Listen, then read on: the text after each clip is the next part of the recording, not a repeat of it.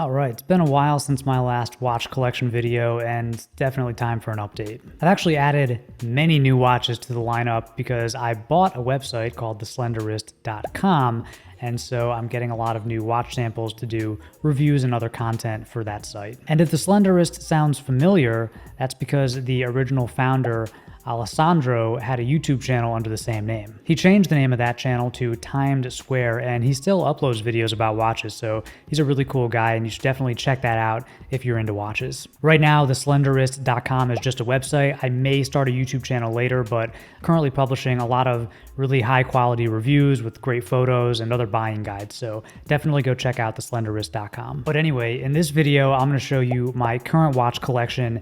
These are the watches that I actually wear on a somewhat regular basis, so it's not every watch that I own. We're going to start with the newest watches in my collection, but before we get into it, I want to thank today's sponsor, Dewar. Dewar is a Canada-based performance apparel brand for men and women. They make incredibly comfortable pants, shorts, and shirts. And what I like about Dewar is they specialize in comfort, but they don't sacrifice style. So their fabrics are 5 times stretchier than traditional cotton or denim, but they don't look like techie fabrics. You know, they're not shiny and they don't make those swishy sounds when you walk around. Dewar's fabrics are breathable, they'll adapt to different temperatures, they're lightweight and they're soft, and some of them are made from sustainable materials like wood chips and recycled plastic bottles. One of my favorite Dewar pieces is the No Sweat pant. I recently wore these on a cross-country trip that involved 12 hours of flying and driving and a 5-month-old baby, and I have to say they performed admirably. The Cool Max and tensile fibers kept me cool on the plane, and the pants dried off like immediately after we got caught in the rain in the parking lot. Also, the signature gusset and reinforced seams make these pants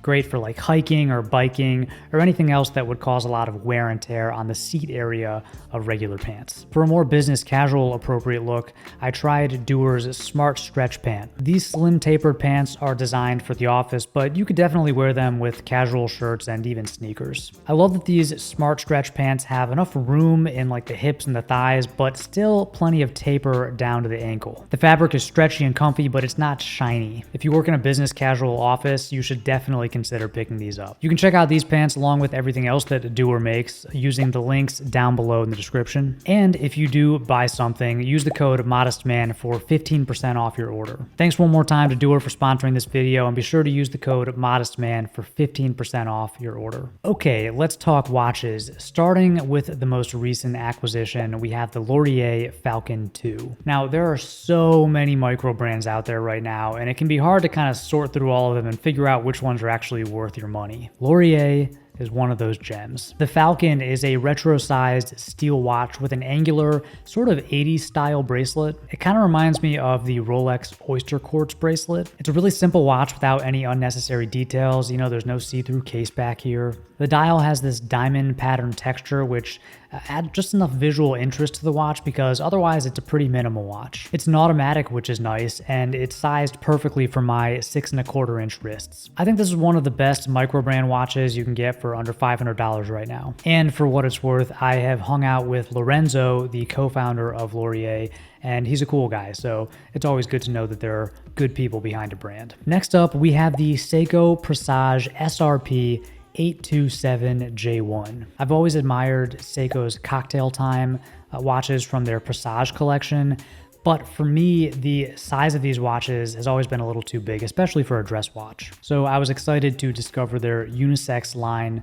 which have 34mm dials, which is a much better size for dress watches, even by modern day standards. This watch is powered by Seiko's 4R35 automatic movement. It has a date window at 3 o'clock. It's hacking, it can be hand wound. It has a stainless steel case, a box-shaped Hardlex crystal over the dial, and a see-through case back. This watch actually comes on a steel bracelet with a deployment clasp. It's actually a really nice bracelet, it's very comfortable, but I couldn't get it to fit my wrist. It was either too tight or too loose depending on how many links I removed, so I ended up putting it on a leather strap, which I think looks really good for a dress watch. The dial on this watch is spectacular. It looks really cool in different lighting, and you can kind of turn it and see how the light plays on the dial. And honestly, even though this is kind of a dressy watch, I think you can wear it casually too. Next up, we have, for what me was a longtime grail, the Rolex Explorer 114270. This is a late model 114270, so that means It's one of the last of the second version of the modern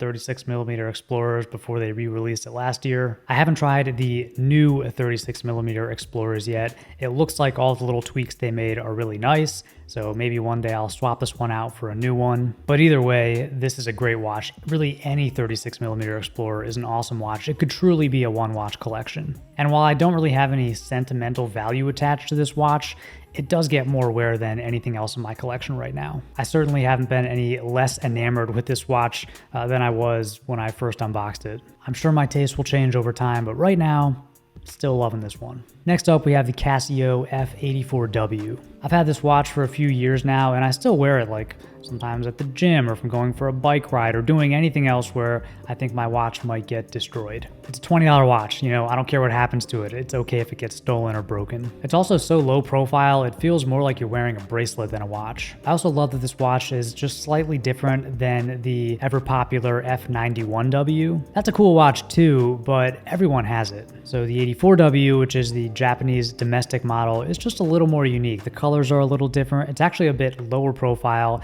and I think the strap is more comfortable. Next up, we have this vintage Rolex Datejust. Without a doubt, this is the most special watch in my collection. It has a taupe dial, which is sort of like a warm gray. In certain lighting, like bright light, it looks silver, and then in dimmer lighting, it almost has like a tan look. And the dial has white lettering instead of black, which makes it a bit more unique than a standard silver dial Datejust. It also has the quick set date, which is convenient because I'll usually go a few weeks without wearing this watch. I got this watch right before I got married, so I wore it at my wedding, and so it just has a lot of memories built in. I wore this watch when my daughter was born, so if I could only keep one watch from my collection, it would hands down be the Datejust. It's also really comfortable. The janky kind of beat up Jubilee bracelet is very comfy. And I know this watch is kind of in rough shape. I definitely need to get it to the Rolex spa sometime soon. I want to get it cleaned up and refreshed, maybe get the bracelet tightened up or just replaced. But even in its current state, I love wearing this watch. I even wear it with casual outfits like shorts and a t-shirt, and it's my go-to watch when I do dress up or like put a suit on for a wedding. And finally, another watch that holds a special place in my heart, the Seiko SKX013. This was my first mechanical watch, first automatic, and it's still one of the best dive watches for guys with slender wrists, in my opinion. Now, this one was discontinued a few years back. You can still find it pre-owned on places like eBay or Reddit,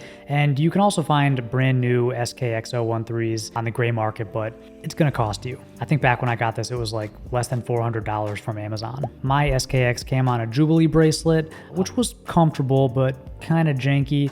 I always thought it would look better on an Oyster just because it's, you know, it's kind of a squat, chunky little dive watch. I got this Oyster bracelet from Strapcode. It was made specifically for the 013, so it fits perfectly. For a long time, I wore this watch every day. I was just so obsessed with it, and I still really like it, although it doesn't get as much wear these days. I do still wear this watch, especially if I'm going on vacation, like to the beach, if I'm gonna go swimming in the ocean or snorkeling. This is a great watch for that. And this watch also has some nice memories. I wore it on my honeymoon and a couple of other really fun vacations, so it's got some sentimental value, and for that reason alone, it's staying in my collection. And that's it. I'm sure this collection will continue to evolve over time and hopefully be refined. You know, I really don't want to own more than like 4 or 5 watches, but I want to love every single one. I've had my eye on like the Cartier Santos. I've been eyeing a Grand Seiko. One day, maybe I'll swap this Explorer out for the new one. But I am very happy with the current lineup. I love all of these watches, and I would be more than happy with just the Explorer and the Datejust. If you want more watch content, go check out theslenderwrist.com. Publishing a ton of high quality reviews and buying guides over there, so if you're into watches, I think you're gonna like that site. Thanks again to Dewar for supporting the channel by sponsoring this video. I'm really loving Dewar's clothes, at least everything that I've tried on so far. So if you wanna check them out, link down below in the description. If you have any questions for me, let me know in the comment section. Thank you as always for watching, and until next time, stay stylish.